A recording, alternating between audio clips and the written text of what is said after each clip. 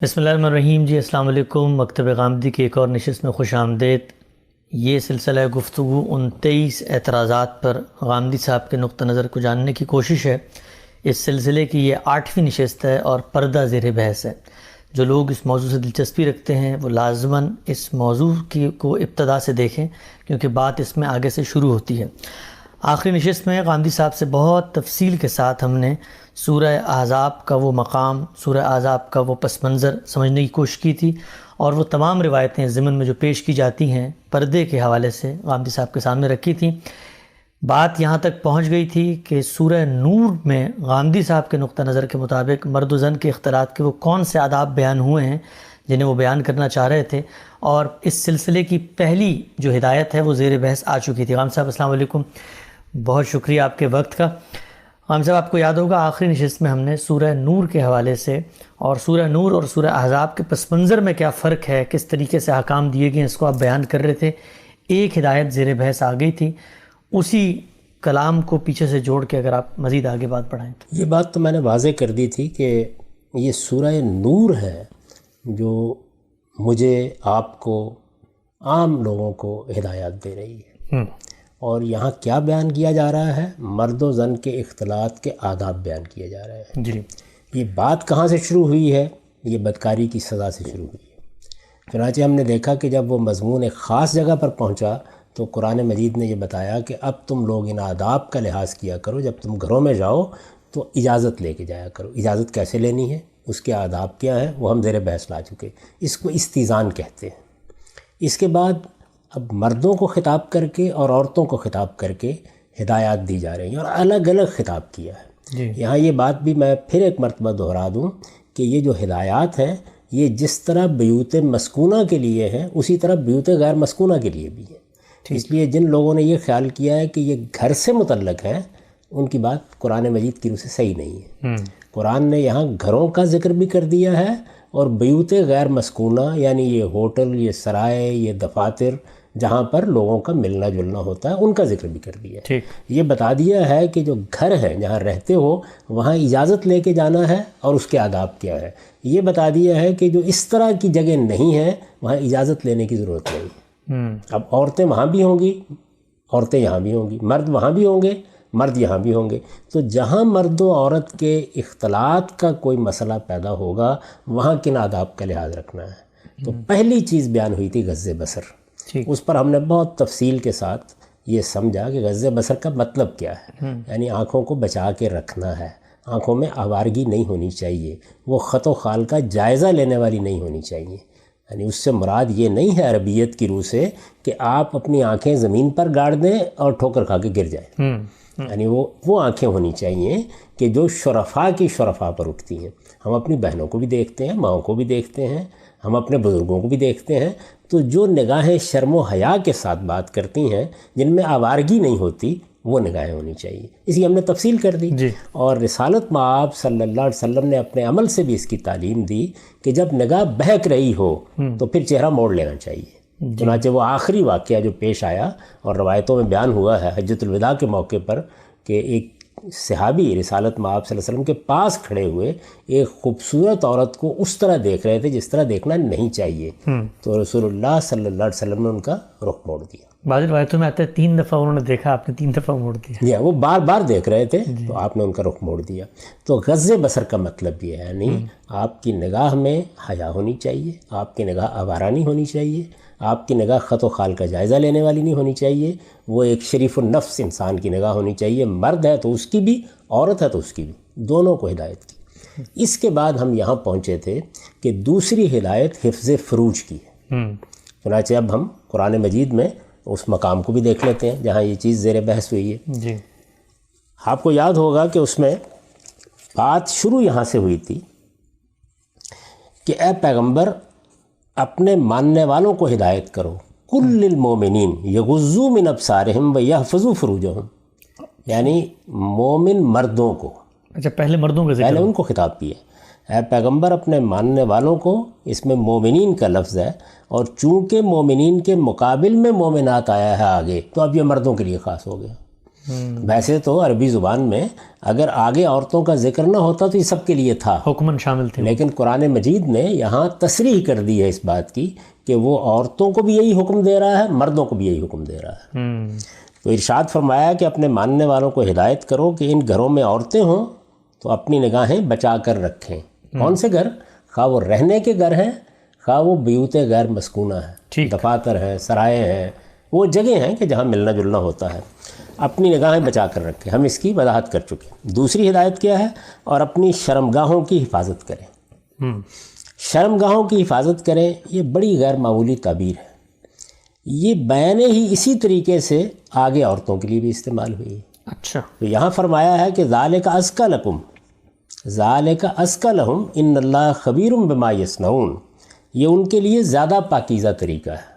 یہ قرآن مجید کا خاص اسلوب ہے کہ وہ جو دین کا مقصد ہے، یعنی دین میں ہدایات جس چیز کو پیش نظر رکھ کے دی گئی ہیں اس کو نمایاں کرتا رہتا ہے۔ تو یہاں پر یہ فرمایا، آپ کے ذہن میں ہوگا کہ وہاں جب سورہ احزاب میں اسی نوعیت کی ہدایات زیر بحث تھیں تو کہا تھا کہ ذالکم اطہر لقلوبکم وقلوبہن، تو وہاں پر اس طریقے سے اس کو بیان کیا تھا۔ اسی طرح ازواج مطہرات کو یہ کہا تھا کہ پروردگار کیا چاہتے ہیں، یطہرکم تطہیرا، وہ تمہیں پاکیزہ دیکھنا چاہتے ہیں۔ تو دین میں تمام ہدایات میں جس چیز کو ہدف اور نصب العین کی حیثیت حاصل ہے وہ تزکیہ ہے، پاکیزگی ہے۔ تو یہاں بھی اس کی طرف توجہ دلائی اور پھر فرمایا کہ ان اللہ خبیر بما یصنعون، اس میں شبہ نہیں کہ جو کچھ وہ کرتے ہیں اللہ اس سے خوب واقف ہے۔ یہ اس لیے کہ یہاں جو ہدایات دی جا رہی ہیں وہ باطن سے بھی متعلق ہے اور ظاہر سے بھی متعلق ہے۔ تو باطن و ظاہر کو جاننے والا کون ہے؟ اللہ پروردگار عالم۔ تو اس طرف توجہ دلائی۔ اس کے بعد وہی الفاظ دہرائے ہیں، وَقُلْ لِلْمُؤْمِنَاتِ يَغْضُضْنَ مِنْ أَبْصَارِهِنَّ وَيَحْفَظْنَ فُرُوجَهُنَّ، اور اے پیغمبر آپ اپنے ماننے والی عورتوں کو بھی، ایمان والی عورتوں کو بھی ہدایت کر دیں کہ وہ بھی اپنی نگاہیں بچا کر رکھیں اور اپنی شرمگاہوں کی حفاظت کریں۔ تو ایک ہی الفاظ، ایک ہی اسلوب، وہ مردوں کے لیے، یہ عورتوں کے لیے۔ اچھا، اب اس میں یہ سمجھیے، غض بصر کو تو ہم سمجھ چکے ہیں، اس میں اب یہ سمجھنے کی ضرورت ہے کہ حفظ فروج سے کیا مراد ہے۔ قرآن مجید میں یہ تعبیر اگر آپ دیکھیں تو ایک تو اس جگہ آئی ہے، مردوں اور عورتوں دونوں کے لیے آئی ہے۔ اس کے علاوہ یہ تعبیر سورہ معارج اور سورہ مومنون میں بھی آئی ہے۔ اچھا، انہی الفاظ کے ساتھ وہاں پر الا کے ساتھ تضمین ہو گئی ہے، اچھا الا علی ازواجہم، جی، چنانچہ وہاں اس کا مدعا بدکاری تک محدود ہو گیا ہے۔ اچھا، لیکن یہاں پر بھی اور سورہ احزاب میں بھی جہاں الحافظات الحافظون کے ساتھ لفروجہم کے الفاظ آئے ہیں، تو دونوں جگہوں پر اگر آپ دیکھیں، نور میں بھی اور احزاب میں بھی، تو یہ اب محض بدکاری سے بچنے کے معنی میں نہیں رہی، یعنی سیاق نے اس کے اندر بڑی وسعت پیدا کر دی ہے، گویا وہ مفہوم پیدا کر دیا ہے جس کو آپ ستر سے تعبیر کرتے ہیں، چیزوں کو چھپانا، نگاہوں سے بچانا، یعنی یہ پہلو اس کے اندر پیدا ہو گیا ہے، حفظ کا پہلو، حفاظت کرو اپنی شرمگاہوں کی۔ اب شرمگاہوں کی حفاظت کرو کہ جب آپ الفاظ کہیں گے تو عربیت کی روح سے اب یہ مطلب اس کا نہیں ہوگا کہ آپ نے کپڑے کی ایک دھجی شرمگاہ کے اوپر رکھ لی، جیسے آپ مثال کے طور پر خواتین کو بکنی میں دیکھتے ہیں، جی، یعنی یہ اب مطلب ہو نہیں سکتا اس کا، اس لیے کہ اب یہ تعبیر محض شرمگاہ کو ڈھانپنے کی نہیں ہے بلکہ اس کی حفاظت کی ہے۔ تو جو حفظ فروج ہے اس کا مطلب کیا ہے اور اس کا اطلاق کیسے ہوگا، تو اس کو اب دیکھنا چاہیے۔ اس کے معنی اب یہ ہے کہ آپ کے باطن میں، سب سے پہلے تو ظاہر ہے کہ اللہ تعالیٰ کا معاملہ ہے، آپ کے باطن میں بدکاری کی طرف میلان نہ ہو۔ حفاظت کہاں کریں گے، پہرا کہاں لگائیں گے؟ سب سے پہلے باطن میں لگے، یعنی دل پہ پہرا لگے، مردوں کے بھی اور عورتوں کے بھی۔ اندر کوئی میلان پیدا نہیں ہونا چاہیے، آپ کے بدکاری کی طرف کوئی رجحان نہیں پیدا ہونا چاہیے۔ مرد عورتوں سے مل رہے ہیں، عورتیں مردوں سے مل رہی ہیں، دونوں کو ہدایت کی جا رہی ہے کہ حفظ فروج، اندیشے کی جگہوں کی حفاظت کرو۔ یہ حفاظت کے الفاظ ہی نے یہ مدعا اس کے اندر پیدا کر دیا ہے کہ اب اپنے لباس کے بارے میں محتاط ہو جاؤ، اس لیے کہ اب افشا نہیں ہونا چاہیے۔ آپ حفاظت کیسے کرتے ہیں؟ باطنی لحاظ سے آپ اپنے خیالات کے اوپر پیرا بٹھاتے ہیں، پردہ لگا دیتے ہیں، اور پردہ لگا دیتے ہیں، اور ظاہر میں کیا کرتے ہیں؟ ظاہر میں آپ دوسروں سے حفاظت کرتے ہیں، لباس کا پردہ لگا، حفظ کا پہلو ہے نا، یعنی اب ظاہر ہے کہ جو آپ نے لوگوں کو کہا کہ وہ اپنی آنکھوں میں حیا پیدا کریں، تو آنکھوں کے بہکنے کے مواقع سے شرمگاہوں کی حفاظت کریں. یہ دوسری بات یہ ہو گئی. تو بہکنے کے مواقع سے جب آپ نے حفاظت کرنی ہے تو اب یہ لباس سے متعلق بھی حکم ہو گیا. یعنی اسی وجہ سے جہاں میں نے اس کو بیان کیا ہے تو وہاں پر یہ واضح کر دیا ہے کہ اس کا مطلب یہ ہے کہ بات صرف اتنی نہیں رہی کہ بدکاری سے بچو، بات اتنی بھی نہیں رہی کہ آپ بدکاری کا میلان نہ پیدا ہونے دو، بلکہ اس سے آگے بڑھ کر یہ الفاظ تقاضا کر رہے ہیں کہ تمہارا لباس ایک بدکبارہ کا لباس نہیں ہونا چاہیے. یہ لباس شائستہ، مہذب، صنفی اعضاء کو ڈھانپنے والا ہونا چاہیے. جب آپ اس طرح کی ایک اصولی ہدایت دیتے ہیں تو ظاہر ہے کہ یہ سوال پیدا ہو جاتا ہے کہ یہ اصولی ہدایت اب جب قبول کی جائے گی تو اطلاق کا مسئلہ پیدا ہوگا نا، اپلیکیشن جی اپلائیڈ ہونا ہے اس بات نے. تو اگر تو اس کی اپلیکیشن کو اللہ کے پیغمبر نے بتا دیا ہو تو بحث ختم ہو جائے گی. اگر آپ نے اس کو اجتہادی طور پر کرنا ہے تو کوئی اصول طے کریں گے نا جس کی بنیاد پر کریں گے. تو اب آپ دیکھیے کہ ایک چیز یہ ہے کہ آپ اپنی شرمگاہ کو ڈھانپ لیں. میں نے عرض کر دیا کہ حفظ فروج میں یہ تقاضا پورا نہیں ہوا محض، چونکہ حفاظت کا ہے، ڈھانپنا اس میں حفاظت کا پہلو ہے. کام سے کوئی اور لفظ آ سکتا تھا ڈھانپنے کے لیے؟ استطار کے الفاظ تھے، سطر کا لفظ تھا، ڈھانپنے کے لیے عربی زبان میں اسی طرح سے غطا کا لفظ موجود تھا، بہت سے الفاظ تھے تو وہ استعمال کیے جا سکتے تھے، وہ نہیں استعمال کیے. حفظ فروج کا لفظ استعمال کیا ہے اور بڑی بلیغ تعبیر ہے یہ. اب یہ حفظ فروج میں اب آپ اس کو متعین کریں گے نا، تو ہم جب دین میں کسی چیز کو اجتہادی طور پر بھی متعین کرتے ہیں، یعنی اللہ تعالیٰ نے ایک ہدایت دے دی، مثال کے طور پر اللہ تعالیٰ نے یہ کہہ دیا کہ تمہارے سیاسی نظم کی بنیاد امرہم شورا بینہم پر ہوگی.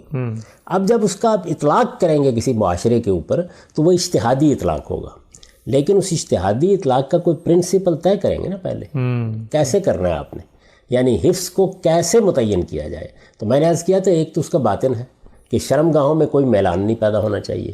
اب جب ظاہر میں آپ آئیں گے تو ظاہر میں ظاہر ہے اس کا تعلق لباس سے پیدا ہو جائے گا. ڈھانپنا ہے اب، تو محض شرمگاہ کو ڈھانپنے سے حفظ کا تقاضا پورا نہیں ہوتا.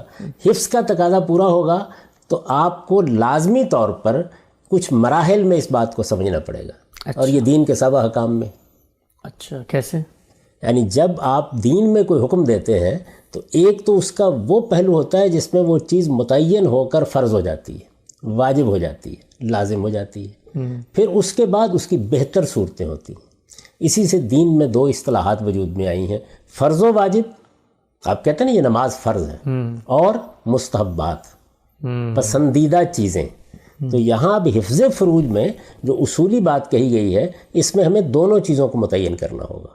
یعنی حفظ فروج کا لازمی تقاضا کیا ہے، اس کے مستحب تقاضے کیا ہے، دونوں چیزیں متعین کی جائیں گی. اور یہ آپ دیکھیے دین کے تمام احکام میں، یعنی آپ نماز پڑھتے ہیں تو نماز آپ پر فرض کی گئی ہے. آپ جانتے ہیں کہ فجر کی 2 رکعتیں فرض ہیں، ظہر کی 4 فرض ہیں، عصر کی 4 فرض ہیں، عشاء کی 4 فرض ہیں، مغرب کی 3 فرض ہیں.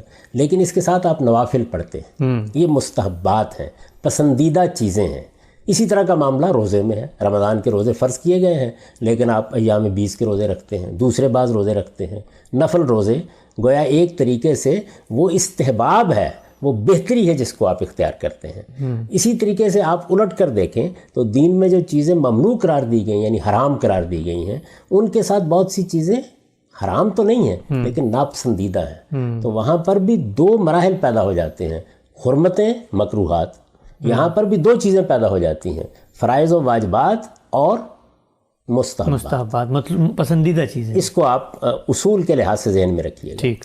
اب جب ہم پلٹ کر واپس آتے ہیں تو یہ معلوم ہوتا ہے کہ حفظ فروج میں پھر کیا طریقہ اختیار کیا جائے. تو آپ دیکھیں ایک سادہ اصول ہے، وہ یہ ہے کہ اگر آپ کسی چیز کی طرف نگاہ کو بھی روک دینا چاہتے ہیں، یعنی ایسی رکاوٹ پیدا کر دینا چاہتے ہیں، تو اس کی متصل چیز تک اس کو چھپا لیجیے. اچھا، یعنی ایک آپ کی شرمگاہیں ہیں، ایک اس کے متصل اعضاء ہیں. ٹھیک ہے، اوپر نیچے دونوں طرف. ظاہر ہے یہی ہوگا نا. تو اب آپ پہلے آئیے مردوں کے معاملے میں. اگر آپ دیکھیے تو مردوں کے معاملے میں کیا صورتحال ہے، یعنی مردوں کی شرمگاہیں ناف سے نیچے. تو اب ناف تک اوپر پیٹ کو چھپا لیجئے، رانوں کو چھپا لیجئے گھٹنوں تک. تو آپ نے کیا کیا، آپ نے صرف شرمگاہ پر کوئی جانگیا نہیں پہن لیا بلکہ اس کے ساتھ متصل اعضاء کو بھی ڈھانپ لیا. تو یہ کیا ہے، یہ حفظ ہو گیا. ہم سے ایک مثال ذہن میں آ رہی ہے، ہم جب گھر کی حفاظت کرتے ہیں تو باؤنڈری وال بناتے ہیں، وہ گھر کے شروع سے نہیں شروع ہو رہی تھی، تھوڑے دور سے شروع ہو رہی تھی تاکہ ہمیں پتہ لگ جائے کہ یہاں سے ہماری ٹیریٹری شروع ہو رہی ہر جگہ انسانی فطرت ایسے ہی کام کرتی ہے. دیکھیے وہ جو تعبیر کی رسالت میں آپ صلی اللہ علیہ وسلم نے کہ اللہ کے محارم کے معاملے میں کیا طریقہ اختیار کرو، تو وہاں پر بھی کیا تعلیم دی کہ اگر تم بالکل چراگاہ کے کنارے پر آ جاؤ گے تو اندیشہ ہے کہ پھر دوسری طرف منہ مارو گے، تو ذرا فاصلے پر رہو. یہی وہ چیز ہے، اس کو سد ذریعہ کہا جاتا ہے. تو اب دیکھیے آپ کے ہم نے اصول کیا قائم کیا کہ حفظ کے لیے ضروری ہے کہ آپ متصل اعضاء کو بھی ڈھانپ لیں. تو آپ مردوں کے بارے میں نے عرض کر دیا کہ ان کی شرمگاہیں کہاں ہیں، وہ متعین ہیں. اس سے اوپر کیا ہے، ناف تک آپ نے پیٹ ڈھانپ لیا، اس کے نیچے کیا ہے، آپ نے گھٹنوں تک رانیں ڈھانپ لیں. تو یہ گویا سطر کا تقاضا پورا ہو گیا، یعنی لازمی تقاضا پورا ہو گیا. اب پلٹ کر خواتین کی طرف آ جائیے تاکہ ہم پہلے لازمی تقاضے کو سمجھ لیں. ٹھیک. ان کا معاملہ مردوں سے مختلف ہو گیا. جی. کیوں مختلف ہو گیا؟ ان کی شرمگاہیں جس جگہ مردوں کی ہیں وہاں تو ہیں ہی، ان کا سینہ بھی شرمگاہ ہے. تو اب جب آپ تینوں جگہوں کو سامنے رکھ کر آپ ان کے لیے طے کریں گے کہ حفظ کیسے ہوگا، تو آپ دیکھیے اسی اصول کا اطلاق کریں، متصل اعضاء جڑتے یعنی ہیں، متصل اعضاء جو ہیں ان کو ڈانپیں گے. تو یہ یعنی جو مردوں کا معاملہ ہے وہ تو ہوگا ہی ان کے ہاں بھی، یعنی ناف سے نیچے آپ گھٹنوں تک تو آئیں گے ہی، لیکن اوپر کی شرمگاہ کا تقاضا یہ ہے کہ آپ گریبان سے لے کے ناف تک بھی آ جائیں. یعنی وہ نیچے اتصال ہے اور کچھ اوپر سے آپ شروع کریں گے، منہ تو نہیں ڈانپ دیں گے نا. جی. اچھا، اس کے ساتھ اگر آپ غور کر کے دیکھیں تو یہ بازوؤں کے اوپر کے حصے بھی جڑے ہوئے ہیں. جی. یعنی یہ بھی متصل اعضاء ہیں. آرم پٹس وغیرہ ہیں. جی ہاں، یہ بھی متصل اعضاء ہیں نا. تو اب اگر عورت کے لحاظ سے آپ دیکھیں تو مردوں سے زائد کچھ اعضاء ہیں جو آپ ڈھانپیں گے. تو نتیجہ کیا نکلا؟ نتیجہ یہ نکلا کہ گریبان سے لے کر آپ کے گھٹنوں کے نیچے تک یہ عورت کا سطر ہو جائے گا، اور بازوؤں کا جو سائڈ ہے وہ بھی ظاہر ہے کہ وہ متصل ہے. جی. یعنی اصول کیا آپ نے قائم کیا مردوں کے معاملے میں کہ شرمگاہ اور اس کے متصل اعضاء، عورتوں کے بارے میں بھی اسی اصول کو اپلائی کیجیے. یعنی ان کی شرمگاہیں چونکہ ان کا سینہ بھی ہے تو اس وجہ سے اس کے متصل اعضاء. ٹھیک. تو اب جب آپ اس اصول کو اپلائی کریں گے تو بالکل سائنٹیفک طریقے سے متعین ہو جائے گا کہ اصل میں حفظ کا اطلاق لازمی طور پر کس پر ہوگا. آپ جب پڑھیں گے کہ ہمارے فقہا کس طریقے سے سطر کو طے کرتے ہیں تو انہیں بڑی مشکل پیش آ گئی ہے. یعنی کوئی دائیں سے روایت کوئی بائیں سے روایت لیتے ہیں، اور وہ روایات بھی آپ جانتے ہیں کہ سند کے اعتبار سے بھی کوئی ایسی کبھی نہیں ہوتی. یہ بنیادی پرنسپل ہے. یعنی آپ کو حفظ فروج کی قرآن نے ہدایت کی ہے، یعنی شرمگاہوں کی حفاظت کرنی ہے. کس سے کرنی ہے؟ وہ جو آپ کے سامنے مرد بیٹھا ہوا ہے. اچھا، مرد نے حفاظت کرنی ہے، وہ سامنے عورت بیٹھی ہے جسے آپ بات کر رہے ہیں. تو جب آپ نے شرمگاہوں کی حفاظت کرنی ہے تو حفاظت کا تقاضا صرف اس سے پورا نہیں ہوتا کہ آپ شرمگاہ کو براہ راست ڈھانپ لیں، اس کے متصل اعضاء کو بھی ڈھانپیں تاکہ نگاہ کے لیے رکاوٹ پیدا ہو جائے. یعنی وہ اعضاء کہ جو دعوت دے رہے ہوتے ہیں شرمگاہ کی طرف نگاہ اٹھانے کی، وہ بھی ڈھانپ لیے جائے. اچھا، اب ڈھانپنے کو دیکھ لیجئے. یعنی ظاہر ہے کہ اگر آپ نے ڈھانپ تو لیا لیکن ایسے تنگ چست لباس سے ڈھانپ لیا کہ جو شرمگاہوں کو نمایاں کرنے والا ہے، تو آپ نے حکم کے مدعا کو الٹ دیا. جی. یعنی کپڑا تو لے لیا. اچھا، اسی طرح کوئی ایسا لباس پہن لیا جس سے جسم جھلکتا ہے، سی تھرو ہے، یعنی پتلا باریک لباس پہن لیا، تو بھی تقاضا پورا نہیں ہوا. تو اس کا مطلب یہ ہوا کہ جو لازمی تقاضے ہیں وہ کیا ہوئے حفظ فروج کے. لازمی کا مطلب یہ ہے کہ جس سے نیچے آپ نہیں جا سکتے. اگر اس سے آپ نیچے جائیں گے تو پھر اس پر بے حیائی کا یا عریانی کا اطلاق کرنا پڑے گا. یعنی پھر خدا کی ہدایت کی سری خلاف ورزی ہو جائے. یہ سری خلاف ورزی ہو جائے گی. یعنی گویا آپ نے فرض بھی نہیں پڑھے، فرض بھی نہیں پڑھے. تو اب دیکھیے دونوں کی جانب بالکل متعین ہو گیا کہ آپ نے شرمگاہوں کے متصل اعضاء مرد کے ڈھانپنے ہیں، شرمگاہوں کے متصل اعضاء عورتوں کے ڈھانپنے ہیں. متصل یعنی جو شرمگاہ کے ساتھ ملے ہوئے اعضاء ہیں. تو وہ آپ خواتین کے دیکھیے تو یہ بازوؤں کے اوپر کا حصہ بھی اس میں شامل ہو جائے گا. یہ شرمگاہ تو شامل ہی ہوگی، اس کے ساتھ پیٹ بھی ناف تک شامل ہو جائے گا، اور ناف سے نیچے گھٹنوں تک پہلے ہی موجود ہے. تو یہ لباس گویا سطر بن گیا. لازمی طور پر خواتین کو اپنے جسم کے ان حصوں کو ڈھانپنا اور مردوں کو. ٹھیک. یہ سوال میں اس لیے پوچھ رہا ہوں یہاں پہ، اگرچہ اس میں شرم و حیا کے پہلو ملحوظ رکھیں گے ہم، وہ یہ ہے کہ جب ہم کہتے ہیں لازم ہے یہ، تو اب ہم نے جو متصل چیزیں تھیں ان کو تو کہہ دیا کہ مثلا شرمگاہ سے نیچے بھی، شرمگاہ سے اوپر بھی، سینہ بھی شرمگاہ ہے. لیکن جب ہم نے کہا سینہ شرمگاہ ہے تو اب لازماً جو سینے کا درز یا کلیوج ہے اس کو چھپانا بھی حکم کی پھر منشا ہوئی. لازماً وہ تو میں وہی تو عرض کر رہا ہوں. میں تو یہ عرض کر رہا ہوں کہ وہ تو یعنی خود سینہ ہے. یہاں تو جو اصول ہم نے قائم کیا وہ یہ ہے کہ متصل اعضاء کو چھپایا جانا چاہیے. وہ گردن کے نیچے سے شروع ہو جانا گردن کے نیچے سے شروع ہو جانا چاہیے. یعنی آپ منہ تو نہیں ڈھانپ لیں گے اس کے لیے، لیکن گردن کے نیچے سے بہرحال شروع ہو جانا چاہیے تاکہ اس طرف توجہ کو روکا جا سکے. ٹھیک، اس طرف توجہ مبذول نہ ہونے پائے، اس کے رستے میں گویا ایک رکاوٹ یا آڑ کھڑی کر دی جائے. تو یہ اصول واضح ہو گیا. اصول کا اطلاق یہ ہو گیا وجوب، لزوم. یعنی یہ تو لازم ہے مجھے بھی اور آپ کو بھی، مردوں کو بھی اور عورتوں کو بھی اس سطر کا لحاظ رکھنا ہے. اس کے بعد میں نے گزارش کی تھی کہ ہمارے پورے دین میں یہ ہوتا ہے کہ ہم وہاں نہیں رکیں گے جہاں کم سے کم مطالبہ پورا ہو گیا. یعنی فرض ہی نہیں پڑیں گے.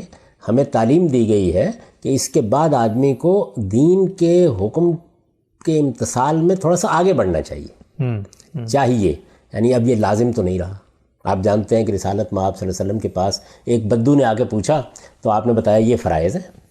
تو اس نے کہا میں نہ اس میں کمی کروں گا نہ زیادتی. تو آپ نے فرمایا یہ جنت میں جانے والا ہے، دیکھ لو اس کو اس میں. تو جب آپ نے فرض پورا کر دیا تو تقاضا تو پورا ہو گیا. اب آپ پہ نکیر نہیں ہو سکتی. یعنی آپ کو اب یہ نہیں کہا جا سکتا کہ آپ حیا کے یا عفت کے آداب کی خلاف ورزی کر رہے ہیں. یہ مردوں کے لیے بھی عورتوں کے لیے بھی متعین ہو گیا. لیکن آگے بڑھنا چاہیے نا. شائستگی، تہذیب، ثقافت، اس کا حسن، یہ اسی حفظ فروج کو سامنے رکھ کر کچھ مزید تقاضے بھی کرے گا. وہ تقاضے کیا ہوں گے؟ مستحب تقاضے. یعنی وہ فرض و واجب نہیں ہوں گے، مستحب پسندیدہ چیزیں. آپ تھوڑے سے آگے بڑھے دیکھیے، سب سے پہلے مردوں کے اوپر آ جائیے. کیا یہ حقیقت نہیں ہے، یہ واقعہ نہیں ہے کہ ہم اس طرح ناف سے گھٹنوں تک لنگوٹی باندھ کے تو نہیں پھرتے؟ یعنی میں چونکہ دیہاتی پس منظر رکھتا ہوں تو مجھے یہ معلوم ہے کہ جب کام کرنے کے لیے باہر جاتے تھے یا کھیتوں میں کام کر رہے ہوتے تھے تو اتنا ہی لباس ہوتا. سر کے اوپر جب چارے کا گٹھا اٹھا کے لا رہے ہوتے ہیں تو اتنا ہی لباس ہوتا ہے کم و بیش. گرمی سردی اس میں یہ چل رہا ہوتا ہے. لیکن جیسے ہی آپ محسوس کرتے ہیں کہ مجھے ذرا ملنا ہے دوسروں سے تو ایک تہذیب کا تقاضا لباس میں پیدا ہوتا ہے. لباس زینت بھی ہے اس کا دوسرا پہلو، لیکن ایک تہذیبی تقاضا پیدا ہوتا ہے. تو ہم یہ دیکھا کرتے تھے کہ مرد لوگ بھی، یعنی خود میرے والد یہی کرتے تھے. انہوں نے گرمیوں میں عام طور پر اسی طرح تہمت باندھا ہوا ہوتا تھا اور وہ گھٹنوں تک ہی ہوتا تھا، گھٹنوں سے ذرا نیچے اور بس ناف تک، تو اسی میں بیٹھے ہوئے ہوتے تھے. تو ایک صدری سی ہوتی تھی بنی ہوئی، وہ پہن لیتے تھے. وہ کپڑے کی ویسٹ کوٹ ٹائپ سی، ہاں بھائی اس طرح بنی ہوتی. تو اس میں جیبیں بنی ہوتی تھیں، وہ پہن لی جاتی. تو اب کیا ہوا؟ گویا آپ اب استحباب میں داخل ہو گئے. اچھا، اسی طرح اب خواتین میں آ جائیے. خواتین میں جب آپ آئیں گے تو آپ کہیں گے کہ یہ یہاں تک تو خیر اتصال کی وجہ سے ڈھانپنے ضروری ہی تھے بازو، آگے تک بھی تھوڑے سے ڈھانپ لیں. اچھا، یہ جو آپ نے نیچے تک لباس پہنا تھا یہ پنڈلیوں میں بھی تھوڑا سا نیچے چلا جائے. تو کیا ہوا؟ وہی چیز جو صدری پہن کے پوری ہو گئی مردوں کے ہاں، وہ خواتین کے ہاں بھی پوری ہو گئی. تو ایک پہلا مرحلہ تھا وجوب کا، لزوم کا، جس کو ہر حال میں ملحوظ رکھنا تھا. اب یہ آپ ذرا تہذیبی معاملے میں چلے گئے. گویا آپ نے جو پسندیدہ لباس ہے یا لباس میں یا حفظ فروج میں پسندیدہ چیزیں بھی کرنی شروع کر دیں. یعنی لازم سے بہتر کی طرف چلے گئے. لیکن بہتر کے بعد بہترین بھی ہوتا ہے. تو بہترین کیا ہوگا یعنی مردوں اور عورتوں میں؟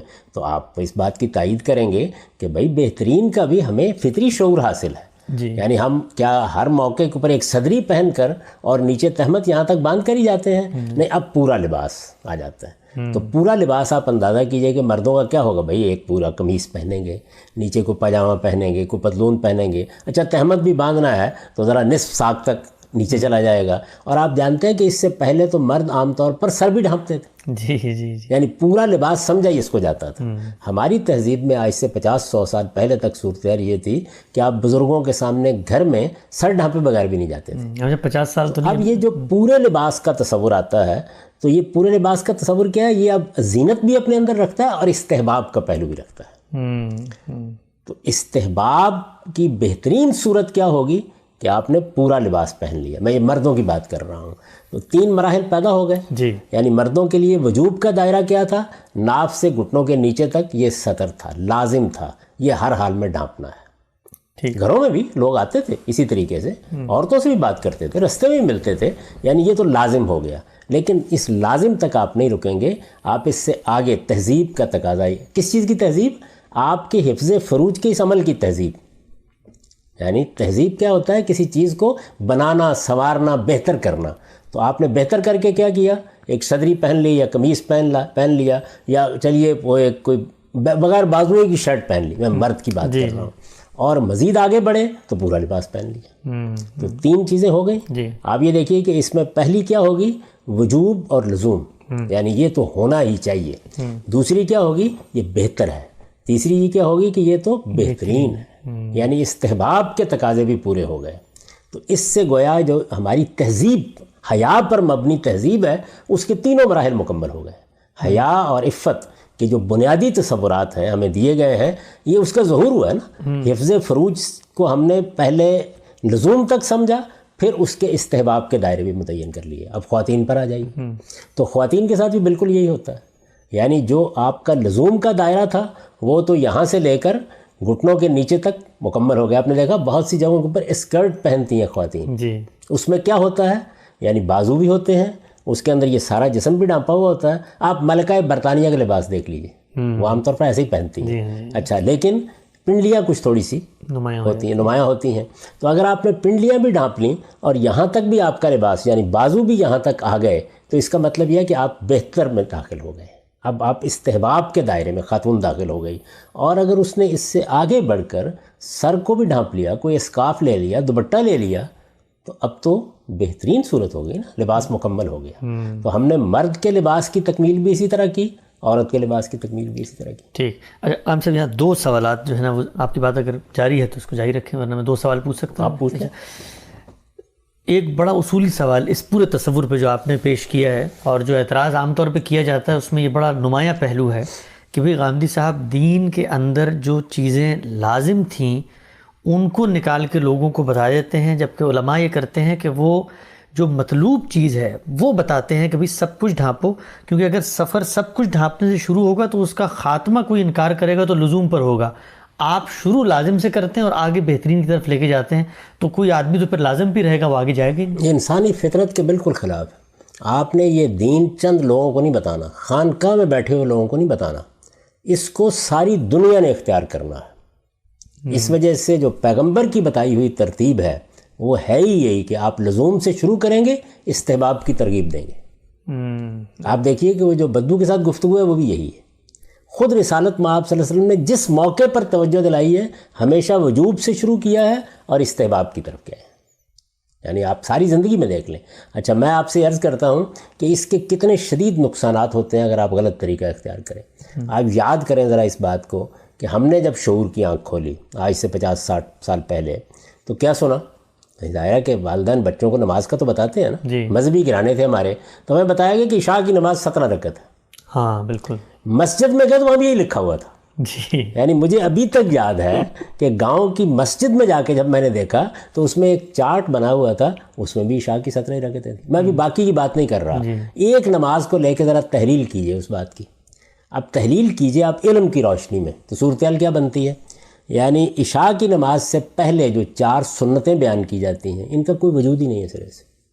अच्छा। ना कभी रिसालत में आप सल्लल्लाहु अलैहि वसल्लम ने ये पढ़ी। पूरे ज़ख़ीरे को आप उठा के देख लीजिए आपकी सीरत का। ये मैं पहले अर्ज़ करता हूँ कि सुन्नत क्या है, ये वो नवाफिल हैं जो हुजूर ने पढ़े या पढ़ने की तरगीब दी।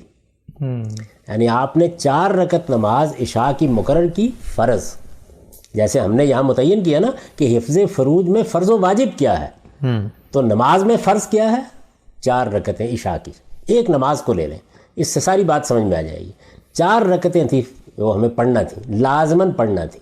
अगर वो नहीं पढ़ेंगे तो माखूज़ होंगे, पूछा जाएगा, सवाल किया जाएगा। इससे पहले रिसालत में आप सल्लल्लाहु अलैहि वसल्लम ने ना कोई 2 या 4 रकतें पढ़ी इशा से पहले, न कभी पढ़ने की तरगीब दी। पूरा ज़ख़ीरा इससे बिल्कुल खाली है। अच्छा, हमारे उलमा ने वो भी शामिल कर दी। अब आप आगे बढ़िए तो उसके बाद क्या है, 2 रकतें आप इशा की पढ़ने के बाद पढ़ते हैं। ये वो रकतें हैं जिसकी हुजूर ने तरगीब भी दी, जो आप पढ़ते भी थे। तो आपकी पूरी नमाज रिसालत में आप सल्लल्लाहु अलैहि वसल्लम की इशा की नमाज क्या होती थी, 6 रकतें। یعنی 4 فرض کی رکعتیں اور 2 نفل آپ پڑھتے تھے، جو چونکہ آپ نے پڑھے تو اب ان کو سنت کہا جاتا ہے۔ تو میں کیا کروں؟ یعنی لوگوں کو یہ بتاؤں کہ رسول اللہ صلی اللہ علیہ وسلم کی نماز کیا تھی، یا 17 رکعتوں سے شروع کروں؟ تو جس کو 17 کہیں گے وہ ڈر کے مارے پڑے اب گے نہیں۔ ہمارے علماء نے کیا کیا کہ ایک تو وہ 4 پہلے شامل کر دیں بعض ضعیف روایتوں کی بنیاد کے اوپر۔ آگے کیا کیا؟ آگے یہ ہے کہ نفل بھی رکھ دیے، یعنی جو حضور نے نہ کہے کبھی نہ کبھی پڑھے۔ تو آپ دیکھیے کہ اس بعد 2 نفل پڑھے جاتے ہیں، پھر اس کے بعد 3 وتر پڑھے جاتے ہیں۔ وتر کیا تھے؟ وہ تہجد کی نماز تھی۔ یعنی بالکل ثابت ہے یہ بات کہ تہجد کی نماز ہے جو رسالت میں آپ صلی اللہ علیہ وسلم پر فرض تھی۔ صحابہ اکرام شوق سے پڑھنے لگ گئے۔ جب انہوں نے پوچھا کہ ہم بعض اوقات اٹھ نہیں سکتے، یعنی ان میں سے بعض نے، تو آپ نے ان کو عشاء کے بعد پڑھنے کی اجازت دے دی۔ وہ جو اجازت جس روایت میں نقل ہوئی ہے اس کے الفاظ بھی یہ ہیں کہ اگر تمہیں یقین ہو کہ تم تہجد کے وقت اٹھو گے تو پھر اسی وقت پڑھو۔ اچھا، لیکن اگر تمہیں شبہ ہے کہ نہیں اٹھ سکو گے تو پھر عشاء کے بعد پڑھ سکتے ہو۔ تو ہم نے وہ کیا کیا، اس کی کم سے کم مقدار کیا تھی؟ 3 رکعت، اس کو وتر کے نام سے عشاء کی نماز کا حصہ بنا دیا۔ اچھا، اس کے بعد بھی 2 نفل۔ وہ 2 نفل کہاں سے آئے؟ رسالت میں آپ صلی اللہ علیہ وسلم پر چونکہ تہجد کی نماز فرض تھی تو کبھی آپ ایسا کرتے تھے کہ اس کے بعد جیسے مغرب کے بعد آپ 2 رکعتیں نفل پڑھتے ہیں تو اپنی فرض نماز کے بعد بھی 2 رکعتیں پڑھتے تھے، اچھا، جس میں 13 رکعتوں کا ذکر سیدہ عائشہ کی روایت میں آ گیا۔ وہ اسی طرح بنتی ہیں، تو وہ 2 نفل بھی ہم نے شامل کر لیے۔ تو نتیجہ کیا ہوا کہ اب 17 رکعتوں سے ہم بات شروع کرتے ہیں۔ یعنی نہ بچہ سننے کے لیے تیار ہوتا ہے، نہ بڑا سننے کے لیے تیار ہوتا ہے، بس پھر یہی ہے کہ چند خانقاہی مزاج کے لوگ جو ہے وہ نماز پڑھنا شروع کر دیتے ہیں۔ تو میں جب پہلی مرتبہ عالم عرب میں گیا تو مجھے یہ احساس ہوا کہ وہاں تو بہت لوگ نماز پڑھتے ہیں۔ وجہ کیا ہے؟ وجہ یہ کہ انہیں یہ معلوم ہے کہ لازمی نماز کون سی ہے، نفل نماز کون سی ہے، رسالت میں آپ صلی اللہ علیہ وسلم کے نوافل کون سے ہیں۔ تو اس وجہ سے دین کے علم کا یہ تقاضا ہے کہ آپ لوگوں کو بتائیں، کیونکہ اس دین پر سب لوگوں نے عمل کرنا ہے۔ جو فرض یا واجب ہے وہ لازماً بتایا جائے کہ اختیار کرنا ہے۔ تو ہم نے یہاں متعین کر دیا کہ لباس کے بارے میں حفظ فروج کا فرض و واجب تقاضا کیا ہے، وہ پورا کریں آپ، لیکن وہ کم سے کم ہی ہے۔ اب آپ آگے ترغیب دیں گے، یعنی ایک چیز لازم ہو گئی، آگے نوافل کی کیا ہوتی ہے یا استحباب کی ترغیب دی جاتی ہے۔ دیکھو اسی میں حسن ہے، اسی میں خوبی ہے، اسی میں تہذیب کا ظہور ہے، اسی میں جو ہمیں پاکیزگی چاہیے اس پاکیزگی بھی تو بڑھانا ہے نا اس کو۔ تو یہ جو دوسرے پہلو ہیں اس کا نتیجہ کہ آپ کا مخاطب ریلیکس ہو گیا جی۔ یعنی اگر آپ نے اس کو پہلے ہی مرحلے میں 17 رکعتوں سے شروع کر دیا تو وہ تو بھگ جائے گا وہاں سے۔ آپ نے اس کو بتایا کہ یہ لازم ہے، یہ پڑھنا چاہیے، اس کے آگے یہ ہمارے لیے رسالت میں آپ صلی اللہ علیہ وسلم کا اسوہ ہے، اور پھر اس کے بعد آزادی ہے، آپ ساری رات نوافل پڑھتے رہیں۔ اچھا قام صاحب دیکھیں یہاں ایک چیز ذہن میں آ رہی ہے، وہ یہ کہ آپ نے جو پہلو بتایا انسانی نفسیات کا، یہ ہم بھی دیکھتے ہیں کہ ہمارے معاشرے میں بے پرواہ بھی ہیں لوگ، صرف جس طرح آپ نے کہا وہ ایک کپڑا ڈھانپا ہوا ہے، لیکن ہماری بچیاں اگر لازم پورا کریں تو ہماری سوسائٹی کو کہتی ہے کہ تم تو بے حیا ہو گئی، تو وہ دل میں پھر ان کے خیال پیدا ہوتا ہے کہ بے حیائی تو وہ تھی، میں تو اس کو چھوڑ کے کم سے کم ایک ساتر لباس میں آئی ہوں، تو اس سے پھر وہ جو ہوتا ہے وہ بھی چلا جاتا ہے لوگوں کا۔ نہیں، وہ آپ دیکھیے کہ جس وقت ہم نے بتانا شروع کیا لوگوں کو، اللہ تعالیٰ نے کچھ دین کا علم دیا اور یہ بتانا شروع کیا کہ بھائی جو عشاء کی فرض نماز ہے جو آپ کو لازماً پڑھنی ہے وہ تو 4 رکعتیں ہی ہیں، اور یہ بتایا کہ رسالت میں آپ صلی اللہ علیہ وسلم خدا کا آخری پیغمبر بھی جو عشاء کی نماز پڑھتا تھا وہ 4 رکعتیں تھیں، یعنی 2 نفل پڑھتے تھے آپ، انہی کی آپ نے ترغیب بھی دی ہے۔ جب یہ بتانا شروع کیا تو ہماری ماؤں نے، ہمارے بزرگوں نے یہ کہا کہ انہوں نے نماز کا ستیہ ناش کر دی ہے، نماز باقی کہاں رہ گئی ہے۔ تو آپ دیکھیں وہ جو بے حیائی وہاں پیدا ہو رہی ہے وہ بھی کیا ہے کہ جو آخری چیز ہے، یعنی استحباب کا لباس ہے، جو خوبی کا لباس ہے، جو تہذیب کا ظہور ہے، اس کو ہم نے فرض و واجب کی جگہ سے شروع کر دی۔ دنیا میں بہت سی تبدیلیاں آ گئیں، پیشوں میں بہت سے فرق پڑ گئے، خواتین کو اب بہت سے کام کرنے کے لیے باہر نکلنا پڑ گیا، وہ ڈاکٹر ہو گئیں، وہ استاد ہو گئیں، ان کو دفتروں میں جانا پڑ گیا۔ تو یہ سب کچھ جو کچھ ہوا تو یہ سب کا سب ہمارے ان تصورات کے ساتھ متصادم ہونا شروع ہو گیا۔ تو اگر آپ پوری بات بتاتے اور یہ کہتے کہ یہ ہے حفظ فروج کا لازمی تقاضا، اس سے آگے استحباب ہے، اور استحباب کے بھی درجات ہیں، یعنی بہتر ہے پھر بہترین ہے۔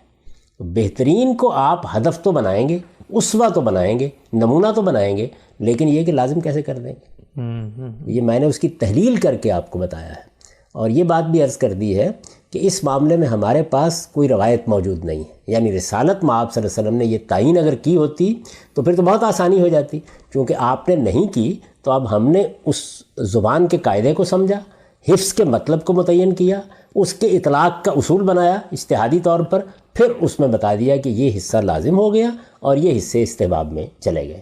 اس باب میں جو رسالت مآب صلی اللہ علیہ وسلم سے مروی ایک روایت ہمارے سامنے آتی ہے، سیدہ عائشہ ہی نے اس کو روایت کیا ہے، اس روایت میں جو بات بیان کی گئی ہے وہ اس بہترین صورت کو نمایاں کرتی ہے جس کو میں نے آخر میں بیان کیا۔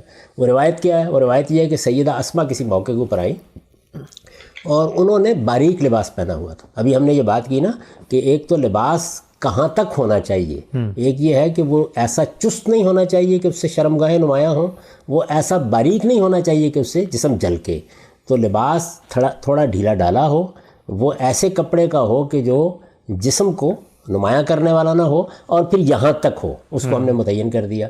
تو وہاں روایت میں یہ ذکر آتا ہے کہ جب وہ تشریف لائیں تو اسما کون ہے؟ یعنی رسالت مآب صلی اللہ علیہ وسلم جو ہمارے ہاں کا تصور ہے اس کے لحاظ سے ان کے لیے غیر محرم ہے جی۔ وہ تشریف لائیں تو انہوں نے کچھ باریک لباس پہنا ہوا تھا، حضور نے منہ موڑ لیا اور پھر ان کو نصیحت کی۔ نصیحت کیا کی کہ اے اسما، ان المرأ اذا بلغت المحیض لم یسل لها، اس کے لیے موضوع نہیں ہے، ان یرا منہا الا ھذا و ھذا و اشارہ الی وجہی و کفیہ، یعنی آپ نے اپنے چہرے اور ہاتھوں کی طرف اشارہ کر کے کہا کہ جب عورت بلوغ کی عمر کو پہنچ جائے تو پھر اس کے یہی حصے نمایاں ہونے چاہیے۔ اچھا، اب ظاہر ہے کہ یہ ایک بہت اچھی روایت ہے جو یہ بتا دیتی ہے کہ بہترین لباس کیا ہے جب خواتین آئے، اسی کو ہم نے یہاں متعین کیا۔ جی اچھا، بہترین لباس، لیکن اب مسئلہ کیا ہے، ہم اس کو بنا استدلال بنا نہیں سکتے۔ کیوں؟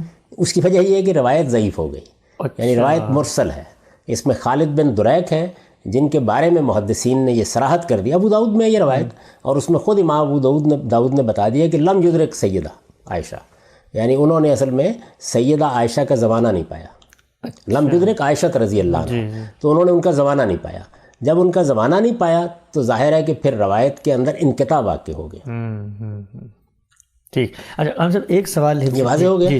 تو اب جب ہم اسے بنا استدلال نہیں بنا سکتے، ورنہ ضرور پیش کرتے کہ خود حضور نے یہ جو بہترین صورت ہے وہ یہی طے کی ہے، یعنی اس میں کوئی نقاب نہیں ہے، اس میں کوئی چہرہ ڈھانپنا نہیں ہے، وہاں محرم اور غیر محرم کا معاملہ ہی بالکل واضح ہے، اس لیے کہ وہ رسالت مآب صلی اللہ علیہ وسلم کی زوجہ محترمہ سیدہ عائشہ کی بہن ہے۔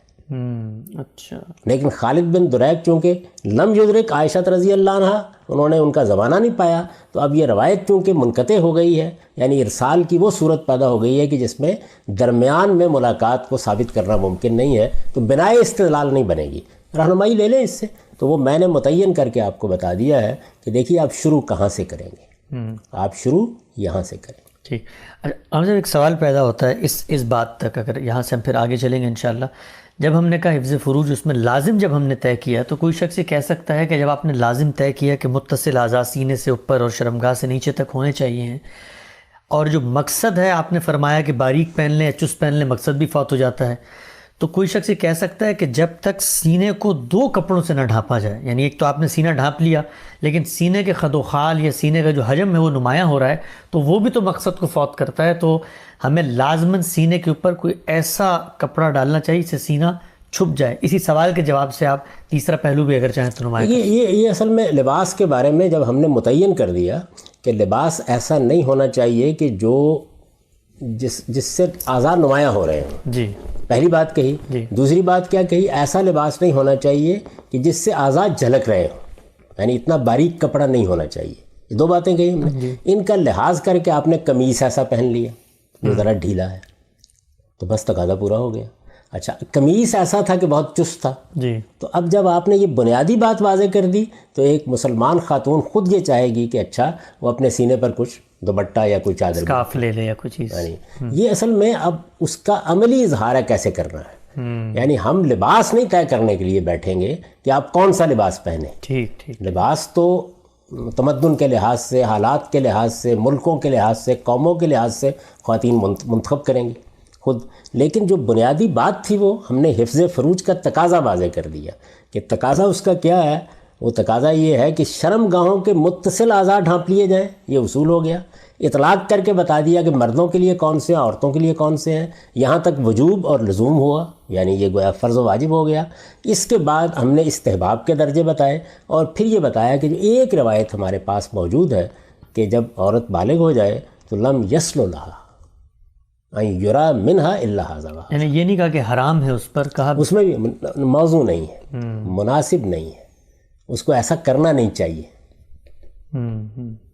کہ اس کے اعضاء میں سے اس کے سوا کوئی نمایاں ہو۔ تو یہ بات خود واضح ہو گئی، لیکن میں نے عرض کر دیا کہ اس روایت کو ہم بنا استدلال نہیں بنا سکتے، چنانچہ میں نے بھی اپنی کتاب میزان میں پھر اس کو نہیں لیا۔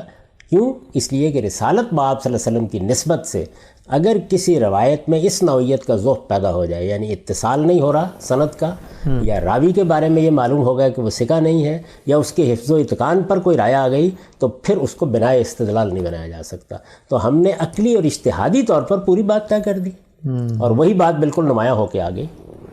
تو لم یسل لہا کے الفاظ نے بتا دیا کہ حضور بھی یہ کہہ رہے ہیں کہ یہ موضوع نہیں ہے، یہ مناسب نہیں ہے، گویا آپ بھی یہاں پر بہترین لباس ہی کی ترغیب دے رہے ہیں۔ تو بہترین حیت کیا بنی؟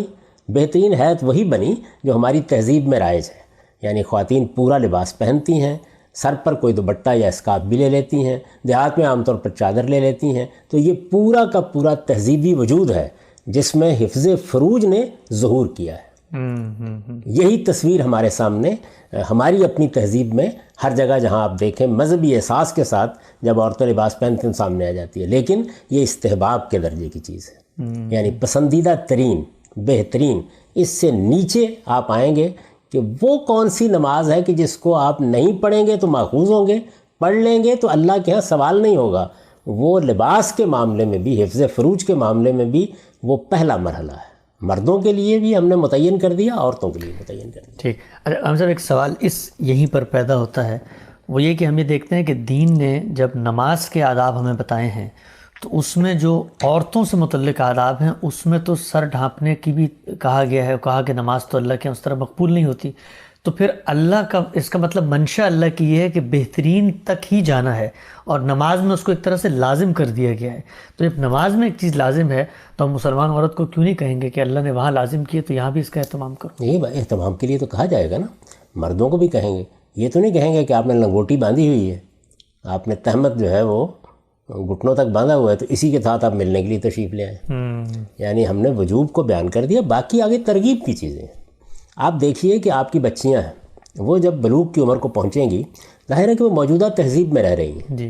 اس میں اب آپ کے تہذیبی روایات وہ قصہ ماضی ہو چکی ہوئی ہیں، ان کو آپ مذہب بتائیں گے، اب یہاں سے بتائیں ان کو کہ دیکھیے بیٹے یہ ہے اصل میں حفظ فروج۔ حفظ فروج کیوں لازم کیا گیا ہے اس کے پیچھے ساری بات بتا دیں۔ تو غض بصر آپ نے سمجھایا، حفظ فروج بتایا، اب آپ نے لزوم پر کھڑا کر دیا۔ اب وہ کہتے ہیں کہ ہمارے لیے اتنا ہی کافی ہے، اللہ کا شکر ادا کریں۔ اچھا، جب ان کے اندر مذہبی جذبہ یا احساس پیدا ہو جائے تو جیسے بچے کو آپ نے 4 فرض پڑھنے کے لیے کہہ دیا، وہ نماز پڑھ رہا ہے، اللہ کا شکر ادا کریں۔ اب آپ وقتاً فوقتاً ترغیب دیں کہ بیٹے زیادہ اجر حاصل کرنے کے لیے آپ نوافل کا اہتمام بھی کیا کریں، اور خاص طور پر ان نوافل کا جو رسالت مآب صلی اللہ علیہ وسلم پڑھتے تھے، جتنے بھی پڑھتے، یہ ہم یہی کریں۔ یعنی بہتر کی بھی ترغیب دیں، بہترین کی بھی ترغیب دیں، لیکن یہ بتا دیں کہ لازم کیا ہے۔ وہی بات کہ عشاء کی نماز کے بعد آدمی رات بھر نفل پڑھنا چاہتا ہے، پڑھے، اس کے اندر مذہبی احساس پیدا ہوگا، مذہبی جذبہ پیدا ہوگا، اللہ سے زیادہ اجر حاصل کرنے کی تمنا پیدا ہوگی، پڑھے گا۔ لیکن آپ دین بتاتے وقت اپنے احساسات کو کیوں دوسروں پر ٹھونستے ہیں؟ وہیں سے شروع کریں۔ تو لازمی لباس کون سا ہے مردوں اور عورتوں کے لیے؟ جب وہ ایک دوسرے سے ملتے ہیں، دفتروں میں ملیں، سرائے میں ملیں، باہر ملیں، اندر ملیں، اسی طریقے سے اپنے گھروں میں آنا جانا ہو، وہی ہے جو میں نے آپ سے عرض کر دیا، لازمی۔ لیکن اس لازمی پر کیا ہم مرد اکتفا کرتے ہیں؟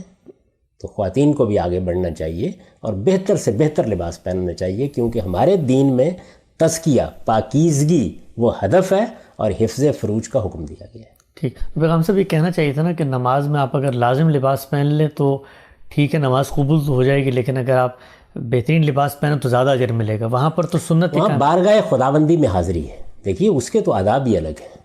آپ بالکل طاہر مطہر ہوتے ہیں، عام حالات میں آپ سے تقاضا تو نہیں کیا گیا کہ آپ ہر وقت باوضو رہا کریں، لیکن نماز کے لیے آپ کو وضو کرنا پڑتا ہے۔ اچھا جنابت کے بعد بھی کوئی لازم تو نہیں ہے نا کہ آپ غسل کریں، لیکن اگر آپ بارگاہ خداوندی میں جا رہے ہیں تو آپ کو غسل کر کے جانا ہوگا.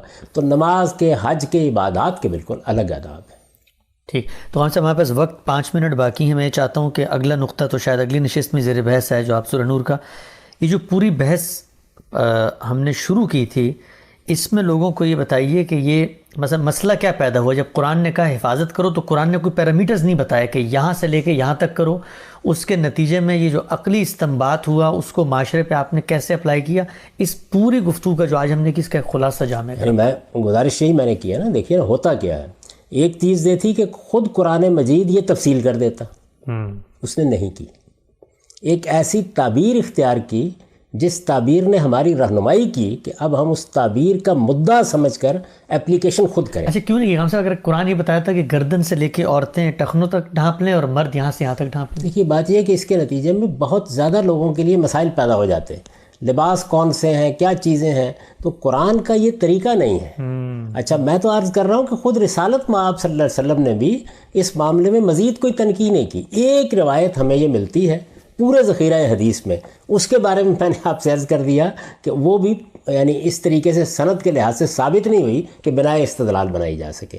ہمارے پاس راستہ ہی اس کے سوا کوئی نہیں کہ ہم اس کو لیں اور لے کر یہ دیکھیں کہ اس کا مدعا کیا ہے، اور دیکھیے اس کو بالکل آپ سائنٹیفکلی طے کر دیتے ہیں. بلکہ میں الٹ کے یہ کہوں گا کہ چونکہ یہ بالکل ایک واضح بات تھی، اس وجہ سے اس کی تفصیل کرنے کی ضرورت ہی نہیں. اچھا یعنی یہ بالکل ایک عقلی مقدمہ ہے، سائنسی طریقے سے آپ اس کو متعین کر سکتے ہیں. آپ عربی زبان جانتے ہیں، حفظ فروج کا مطلب آپ نے سمجھ لیا ہے، جس جگہ پر آیت آئی ہے اس کو جان لیا ہے، لازمی اطلاقی ہو جائے گا اور آگے کے معاملات بھی خود بخود طے ہو جائیں. یعنی جیسے آپ حفاظت عام طور پہ کرتے ہیں وہی یہاں پر بھی کریں گے. وہی ظاہر ہے کہ وہ آپ سے آپ اس کا ظہور ہو جائے گا. اور اگر آپ پوری دنیا پر نگاہ ڈال کے دیکھیں تو آپ ان دو ایکسٹریمز کو چھوڑ دیں. جی یعنی ایک ایکسٹریم وہ جس میں بکنی پہنا دی گئی، اور ایک ایکسٹریم وہ کہ جس میں عورت کو آپ نے ٹوپی والا برقع پہنا دیا، نقاب اڑا دیا. ان دونوں کو چھوڑ دیں تو باقی پوری کی پوری انسانیت کے اندر اصل میں انہی تینوں چیزوں کا ظہور ہوا ہے. یہ اصل میں اتنی عقلی، اتنی فطری ترتیب ہے کہ لازم کیا ہے، استحباب کے درجے ہی کیا ہے، کہ میرے نزدیک اس کی کوئی ضرورت ہی نہیں تھی کہ قرآن مجید اس کی تفصیلات بیان کرتا. اور رسالت مآب صلی اللہ علیہ وسلم نے کوئی ضرورت محسوس نہیں کی. کیوں؟ اس کی وجہ یہ ہے کہ صحابیات، اس زمانے کی خواتین، شرفاء کی خواتین عمومی طور پر اس کا ایسا ہی احترام کرتی رہی ہیں. خود ہمارے یہاں بھی یہی صورتحال ہے. ابھی بھی اگر آپ غور کر کے دیکھیں تو ہمارے اپنے معاشروں کے اندر بھی یعنی کہیں کہیں تو ظاہر انحرافات موجود ہیں اور اس میں بھی وہ ایکسٹریمز وجود میں آ رہی ہیں، لیکن عمومی طور پر انہی دائروں کے اندر خواتین بھی لباس پہنتی ہیں، مرد بھی پہنتے ہیں. تو مردوں کے معاملے میں بھی قرآن نے وہی بات کہی ہے، عورتوں کے بارے میں وہی بات کہی ہے. حفظ فروج یہ اصل میں وہ بنیادی ہدایت ہے جو آپ کے ہاں لباس کے اس پہلو کو طے کرتی ہے جس کا تعلق شرمگاہوں کی حفاظت سے ہے. لباس کے دو پہلو قرآن مجید میں بیان ہوئے ہیں نا، کہ ایک وہ شرمگاہوں کو ڈھانپنے والا ہونا چاہیے اور دوسرے زینت کا اظہار اس سے ہوتا ہے. تو زینت کے پہلو تو ظاہر ہے کہ آپ کے ذوق پر ہے، یعنی آپ نے قمیص کیسا سلوانا ہے، آپ نے پتلون کیسی پہننی ہے، آپ کا پاجامہ کیسا ہونا چاہیے، آپ تہمت باندھیں گے تو وہ کیسی ہوگی، یہ تو آپ کے ذوق پر ہے. لیکن جو بھی آپ لباس پہنیں اس کا اخلاقی پہلو کیا ہے، وہ حفظ فروج کا ذریعہ بننا چاہیے. یہ ہے بنیادی بات. حفظ فروج کیا ہے؟ وہ محض شرمگاہوں کو ڈھانپنا نہیں ہے، بلکہ نگاہوں کو ان تک پہنچنے سے روکنا ہے. تو ان تک پہنچنے سے روکنے کے لیے کیا کریں گے؟ متصل اعضاء کو ڈھانپیں گے. ٹھیک ٹھیک. اچھا ہم سب آخری پہلو ہم اس کو زیر بحث لے آتے ہیں. یہ جو میں نے ایک بات کہی تھی کہ لوگ عام طور پہ جو اعتراض کرتے ہیں کہ بھائی موجودہ معاشرت میں انسان کو اپنی جنسی اعضاء کے معاملے میں بہت بے پرواہی ہے اور لباس جو ہے وہ چست سے چست اور چھوٹے سے چھوٹا ہوتا جا رہا ہے. تو اس سینیریوز میں جب آپ یہ گفتگو کرتے ہیں بچی کے سامنے تک بھی لازم تو اتنا ہے، تو میں آپ سے پوچھنا چاہ رہا تھا کہ ہم اپنے بچوں کو کوئی ایک دن تو نہیں بیٹھ کے بتاتے کہ جی یہ لباس ہے آپ کا. وہ ہمیں بھی تو دیکھ رہے ہوتے ہیں کہ ہم باہر جاتے ہیں بہترین پہنتے ہیں، اس کے بعد ہم بہتر پہنتے ہیں. تو یہ تربیت کے ذریعے ہم بچوں کو کنٹینیوسلی یہ بتا رہے ہوتے ہیں کہ لازم کیا ہے اور بہترین کیا ہے. یہی چیز ہماری یعنی تعلیم تربیت ہوتی کیسے ہے؟ ظاہر ہے کہ ہم نماز پڑھتے ہیں، بچے ہمیں دیکھیں گے نا. اخلاقی حدود کا لحاظ کرتے ہیں تو بچے ہمیں دیکھیں گے. تو ہمیں اپنے بچوں کو جو تعلیم دینی ہے وہ یہیں سے شروع ہوگی کہ ہمارے دین میں بدکاری کو بہت بڑا جرم قرار دیا گیا ہے. بدکاری 3 بڑے گناہوں میں سے ہے. اصل میں یہاں سے بات شروع کرنی ہے جہاں سے قرآن مجید نے سورہ نور میں کی. جہاں آپ بدکاری کو گوارا بھی کر لیں گے یا بدکاری کو کوئی بڑا گناہ نہیں سمجھتے. عام طور پر ہمارے ہاں پہلے یہ رجحان یہاں سے پیدا ہوا ہے. دیکھیے آپ لباس تک کبھی بے احتیاطی سے جا ہی نہیں سکتے اگر وہ بنیادی مقدمہ ٹھیک ہے. بنیادی مقدمہ دور حاضر میں یہ بننا شروع ہو گیا کہ باہمی رضامندی سے ایک لڑکا اور ایک لڑکی اگر فرض کر لیجئے کہ اس نوعیت کا کوئی کام کر لیتے ہیں تو اس میں کیا قیامت آ گئی. ہمارے ہاں قیامت ہے. یعنی ہمارے دین میں سب سے بڑا گناہ کیا ہے؟ شرک. دوسرا بڑا گناہ کیا ہے؟ قتل. تیسرا بڑا گناہ کیا ہے؟ زنا اور بدکاری. تینوں گناہوں کے بارے میں قرآن مجید نے صراحت کی ہے کہ اگر ان پر مداومت ہوگی، یعنی انسان انہی میں غلطان ہو کر دنیا سے رخصت ہوگا، تو اس کا نتیجہ ابدی جہنم ہے، ہمیشہ کی جہنم ہے. تو یہ کوئی معمولی بات نہیں ہے. پہلے وہ بتائیں، جب اس کی تعلیم ہو جائے تو اب ظاہر ہے کہ ہر ایک کے اندر یہ خیال پیدا ہوگا کہ مجھے اپنی حفاظت کرنی ہے. اب آپ آداب پر آ جائیں اور آداب میں یہ بتائیں کہ دیکھیے اس طرح سے اجازت لینی ہے، یہ غض بصر کا مطلب ہے جس کا ہمیں لحاظ رکھنا ہے، پہرا اندر ایسے لگانا ہے، باہر ایسے آنا ہے، اور حفظ فروج یہ ہمارے ہاں ہماری تہذیبی روایت کی بنیاد ہے. میں نے ایک مضمون لکھا ہوا ہے، کبھی آپ کو موقع ملے تو دیکھیے گا، میری کتاب مقامات میں جو ہے اس کا عنوان ہے اسلامی تہذیب. تو میں نے اس میں یہ بتایا کہ وہ 3 ہی چیزوں کا مجموعہ ہے اگر آپ غور کریں تہذیب کے لحاظ سے. حفظ فروج ہے، حفظ مراتب ہے، اور امر بالمعروف اور نہی عن المنکر ہے. اگر آپ تینوں چیزوں کو سمجھ لیں تو بس آپ دنیا کی ساری تہذیبوں کے مقابلے میں اسلامی تہذیب کی تصویر قائم کر لیں گے. اب اس کا ظہور یعنی امر بالمعروف نہی عن المنکر کا ظہور کیسے ہوگا، حفظ فروج کا ظہور کیسے ہوگا، حفظ مراتب کا ظہور کیسے ہوگا، وہ مراکش میں اور طرح سے ہوگا، انڈونیشیا میں اور طرح سے ہوگا، ہمارے یہاں کچھ اور طرح سے ہوگا، لیکن بنیادی روح ہر جگہ قائم رہے گی. تو یہ بنیادی روح حفظ فروج کی یہ ہمیں سمجھانی ہے اپنے بچوں کو، اور پھر اس کا لازمی حصہ سمجھا دینا ہے اور ترغیب دینی ہے کہ اب آپ آگے بڑھیے. ترغیب کو ترغیب ہی رہنا چاہیے.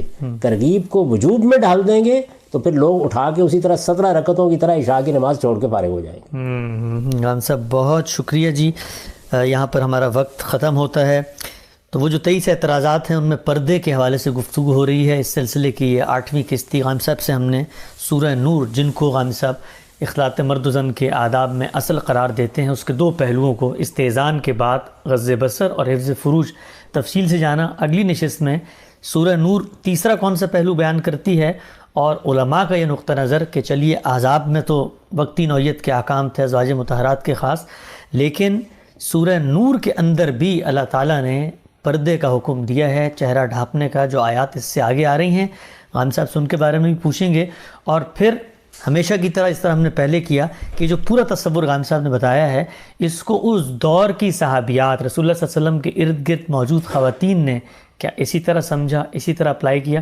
انشاءاللہ اگلی نشست میں غانم صاحب سے پوچھیں گے. بہت بہت شکریہ غانم صاحب کے وقت کا. بہت شکریہ.